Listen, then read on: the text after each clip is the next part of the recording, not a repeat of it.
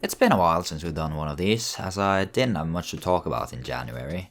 But we're back now, stronger than ever as we go over my favorite things that I read slash watched slash played in the first months of 2021. Let's do things a little bit different this time, as I want to start off by looking back at some of the important happenings from the last 2 months. You know, last time I made fun of the idea that adding an extra number to the year would make any difference to the current situation, and apparently the world was very eager to prove me right. But as we in the West continued trying to put out our fires using gasoline, the anime industry decided to suddenly wake the fuck up after its year-long break, with a ton of high-profile shows suddenly appearing like a flock of birds coming home. Only to realize that they were racing against a fighter jet in Attack on Titan Season 4, which has effectively taken over all social media discussions every week. In fact, everyone had been bitten by the anime bug, as Nintendo decided that the one thing Smash Bros needed was more anime titties, as Pyra and Mythra were introduced as fighters. The internet was very happy. Titties weren't the only thing on people's minds, however, as on Valentine's Day the anime community banded together to all forget their loneliness and collectively appreciate the size of some anime girl's penis. I'll let you look that one up yourselves. Speaking of long things, February also saw the end of long-running seinen manga Ajin, Demi-Human, ending a very respectable 9 years of serialization. And on the other side of the spectrum, Tokyo Ghoul artist Sui Ishida decided to drop a 2-chapter-long miniseries called This Gorilla Will Die in One Day, proving that with the power of Monkey, anything can become the number 20 rated manga on AniList. This manga left me thoroughly confused, as I have no idea if this is deep or just a fucking shitpost. Anyway, you might as well check it out yourself, it takes literally less than a minute to read through, and then you can tell me what you make of it. Alright, let's move on.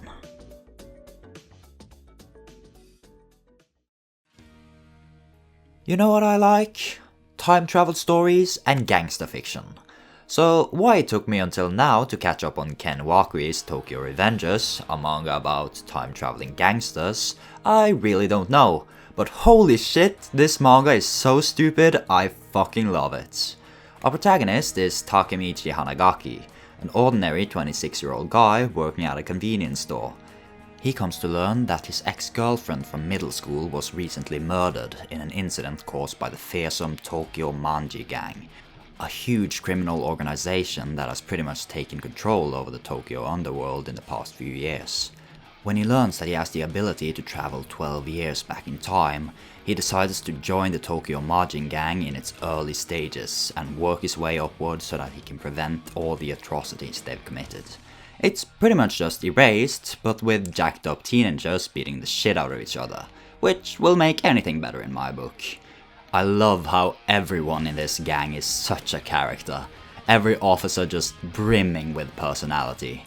And faithful to the traditions of manga logic, there's not a single parent in sight, and you apparently can't be of a high rank in a middle school delinquent gang unless you have fucking superpowers, as having one teenage boy take out a group of like 30 dudes on his own is just an everyday occurrence here. But none of them stand a chance against our protagonist, who carries with him the power of the ugly cry. What a hero. Oh, and I guess he can travel through time as well. Anyway, I don't want to make it sound like it's all just dumb time-travel gangster shenanigans, as there are quite a few genuinely heartfelt moments in there that really make you feel for the characters. In conclusion, if you like me, that is to say that you like it when you need a flowchart to remember the timeline of a narrative, Metal Bat is your favorite hero from One Punch Man, and you still haven't read Tokyo Revengers, then give it a chance. It's certainly one hell of a ride.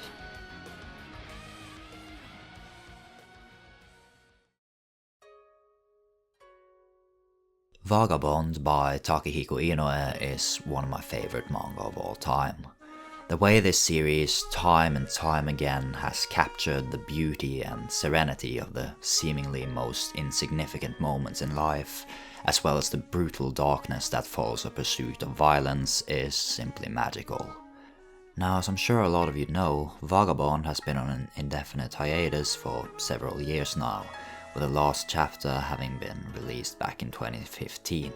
So why exactly am I mentioning it now? Well, while the series never officially finished, in 2008 Inoue had an exhibition where he showed off a draft of what could be the final chapter of the series. And in November last year, a fan translation of the panels shown in this exhibition surfaced for the English-speaking audience to read. I was kind of unsure in the beginning whether I actually wanted to read this or not. It kind of felt like doing that would mean finally giving up on a new chapter to ever come out. But a few weeks back, I finally decided to sit down and read it. And you know what? I'm happy that I did. While it's not really the conclusion any of us wanted, I honestly feel like I can be content with this being the last I read of Vagabond. The art is, of course, stunning as always, and it really feels like a natural way to close the book on Musashi's story, despite the obvious hole where the final arcs should have been. The little author's note at the end especially gives a very good view of Inoue's vision for the series, and why it's been so difficult for him to write. Even if you don't want to read the chapter itself, I highly encourage anyone with an interest in Vagabond to read this note. Of course, I still hold some hope that one day Vagabond will continue, but for now, this closure is good enough to where I can look back on the series as a whole with satisfaction.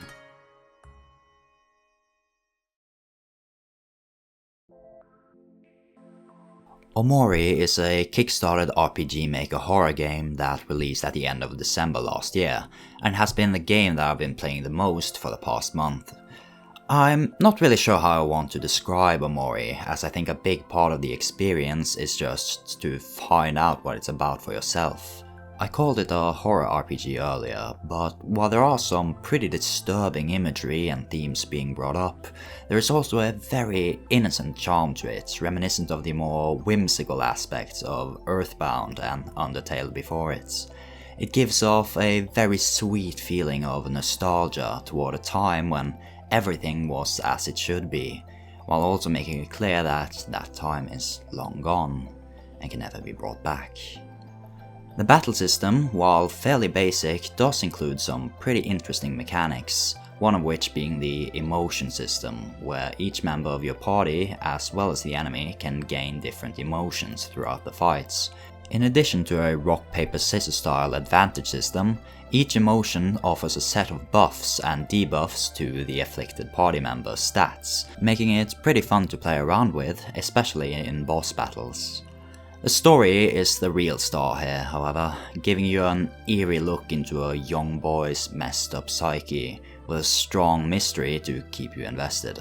If you're a fan of the Mother series, or dark RPGs in general, you definitely owe it to yourself to check this one out.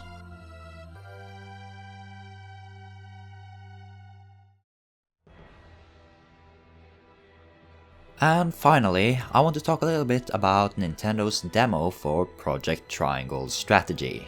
From the creators of Octopath Traveler, who have quickly established themselves as the #1 in the market for beautiful pixel art role-playing games with silly names, comes the announcement that they are working on a strategy RPG in the style of something like Final Fantasy Tactics or Tactics Ogre. With this announcement also came a playable demo that let you play through 2 chapters from the game, and yeah, this is a very beautiful RPG with a very silly name. While I very much enjoyed Octopath Traveler, I really think that game could have benefited from a more unified storyline, and that seems to be what they're going for here. I will say that I didn't really feel the story grabbing me right away, but that may very well be attributed to the fact that I was dropped right into it 6 chapters in with no build-up. Also, the voice acting for the main character was... Once again, your wisdom makes me feel the fool. I still need you. Father. Father. It wasn't the best. But the systems presented both in regards to battle and decision making seem really good, and I look forward to seeing how they improve it further in the future.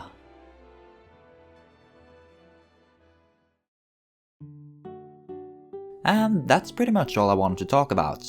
Last week had quite a few new viewers visit my channel, so if you're one of those and have watched this video to the end, thank you very much.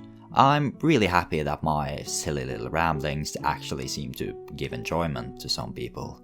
It really makes it all worth it. I already have a couple of videos planned to come out in the month of March, so I hope you'll stick around for that as well. Anyway, thank you for watching. This has been Evangard, and I'll see you next time.